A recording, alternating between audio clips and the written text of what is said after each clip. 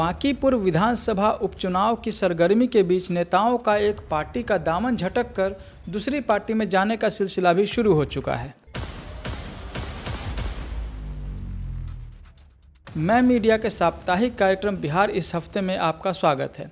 इस हफ्ते के कार्यक्रम में हम आपको बताएंगे कि बांकीपुर सीट पर होने जा रहे उपचुनाव को लेकर क्या अपडेट्स हैं।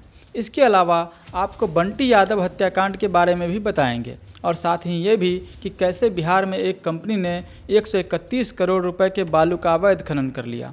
आपको ये जानकारी भी देंगे कि बिहार सरकार ने किन जिलों में पत्थर खनन को मंजूरी दे दी है।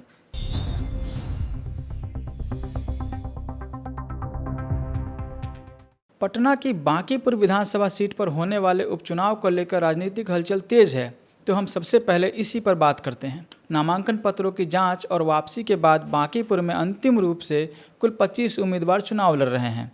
इनमें से भाजपा से नीरज सिन्हा, राजद से रेखा गुप्ता, जनसुराज पार्टी से प्रशांत किशोर समेत कुल 17 पार्टियों के उम्मीदवार शामिल हैं। वहीं 8 उम्मीदवार बतौर निर्दलीय किस्मत आजमा रहे हैं। दिलचस्प बात यह है कि 2 निर्दलीय उम्मीदवार पूर्व मुख्यमंत्री नीतीश कुमार और लालू प्रसाद यादव के हम नाम हैं। कुल 25 उम्मीदवारों में मुस्लिम उम्मीदवार सिर्फ एक है।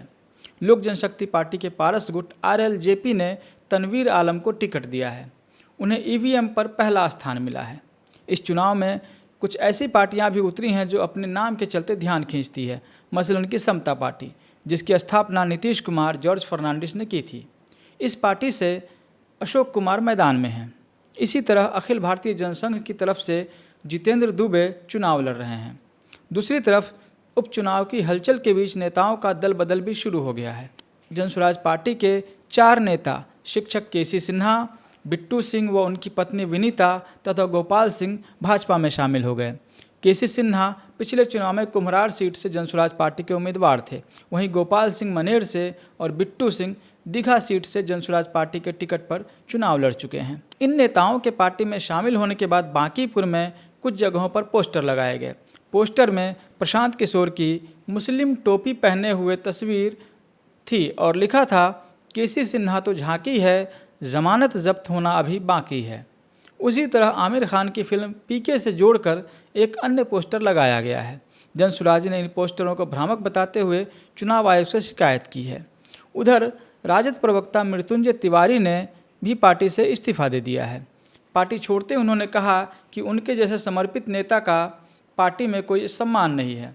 तिवारी ने कहा कि उन्होंने कई बार तेजस्वी यादव को भी अपनी शिकायतें बताई, लेकिन उन्होंने इस पर कोई संज्ञान नहीं लिया।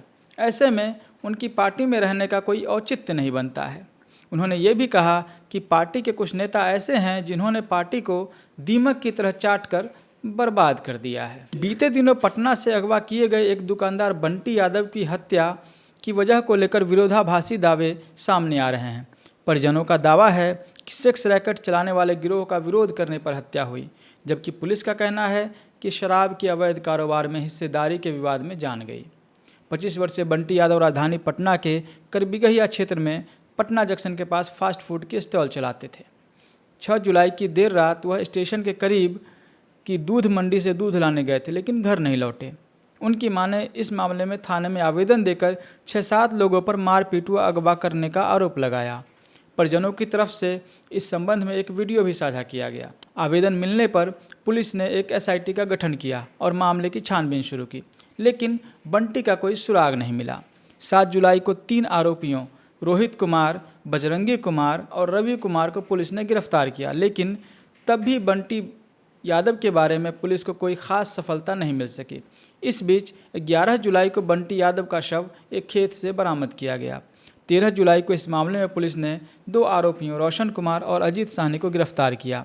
वहीं मुख्य आरोपी रविश कुमार उर्फ BC को पुलिस ने 16 जुलाई को एक एनकाउंटर में जख्मी का दावा कर गिरफ्तार किया। इस हत्याकांड में एक किन्नर की भी भूमिका सामने आई है, जिसका नाम मोनी बताया जा रहा है।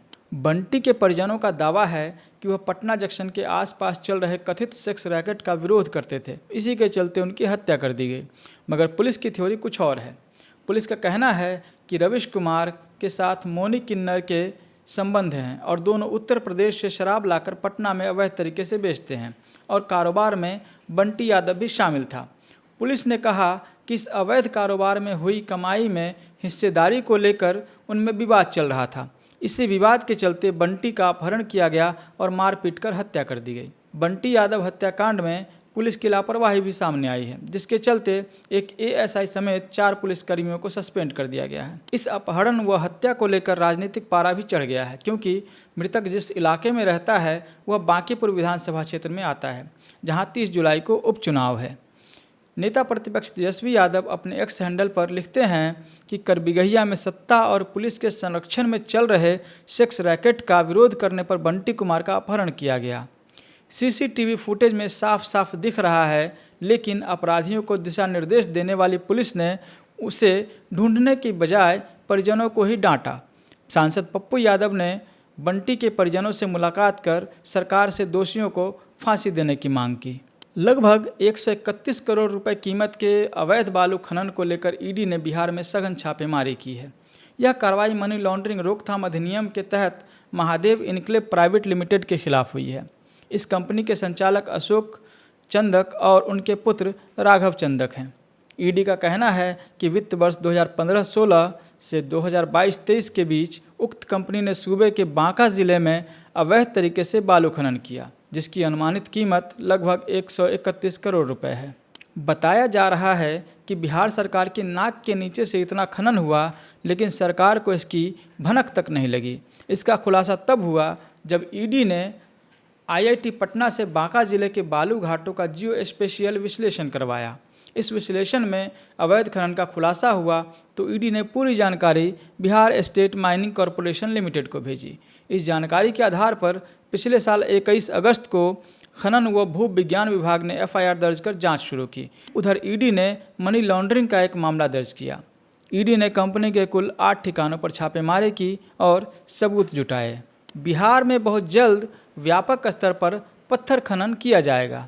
इसके लिए बिहार सरकार ने ऐसे 44 ठिकानों की तलाश कर ली है जहां पत्थर खनन की संभावनाएं हैं। ये 44 ठिकाने 6 जिलों नवादा, शेखपुरा, गया, रोहतास, औरंगाबाद और बांका में स्थित है। सबसे ज़्यादा 17 ठिकाने नवादा में हैं, दूसरे स्थान पर गया और तीसरे स्थान पर रोहतास जिला है। पर्यावरण, वन व जलवायु परिवर्तन विभाग व पर्यटन विभाग ने खनन के लिए हरी झंडी दे दी है। बिहार अब इन खनन पट्टों की बंदोबस्ती की प्रक्रिया में है। नवादा के 8 खनन पट्टों के लिए तो टेंडर भी जारी किया जा चुका है। सरकार का मानना है कि राज्य में ही पत्थर खनन होने से बिहार सरकार के निर्माण कार्य में होने वाले खर्च में कमी आएगी, क्योंकि उसे पत्थर दूसरे राज्यों से लाना पड़ता है, जिसमें काफ़ी खर्च आता है।